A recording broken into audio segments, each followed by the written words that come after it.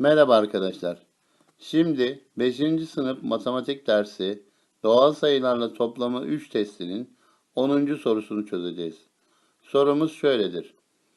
Bir kırtasiyeci bu ay 1346 siyah, 500 mavi ve 200 kırmızı kalem sattı. Kırtasiyeci bir ayda toplam kaç kalem satmıştır? 1346 siyah, 500 mavi, 200 kırmızı kalem.